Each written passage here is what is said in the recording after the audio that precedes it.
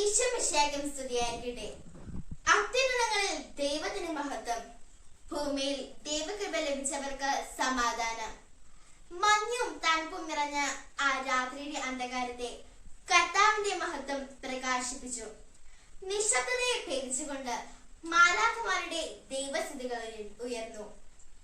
ഈശോയുടെ ജനനം സകല ജനത്തിനുമുള്ള സന്തോഷത്തിന്റെ സദ്വാർത്ത ആദ്യമായി പറയപ്പെട്ടത് ആട്ടിടയന്മാരോടായിരുന്നു. വിശുദ്ധ ലൂക്കയുടെ സുവിശേഷം 2-ാം അധ്യായം 8 മുതൽ 20 വരെയുള്ള വാക്യങ്ങളിൽ നാം ആട്ടിടയരെ കണ്ടുമുട്ടുന്നു. എന്തായിരുന്നു അവരുടെ പ്രത്യേകതകൾ?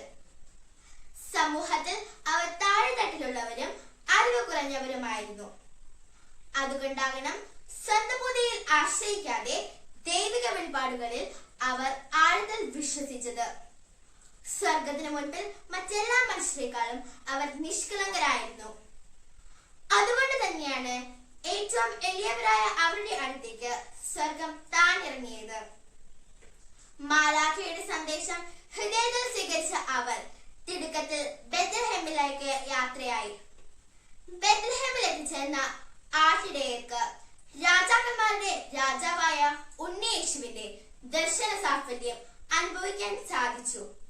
തങ്ങൾ കണ്ടതും അനുഭവിച്ചതുമായ കാര്യങ്ങൾ എല്ലാവരെയും അറിയിക്കുക വഴി അവർ ലോകത്തിലെ തന്നെ ആദ്യ സുവിശേഷ പ്രഘോഷകരായി.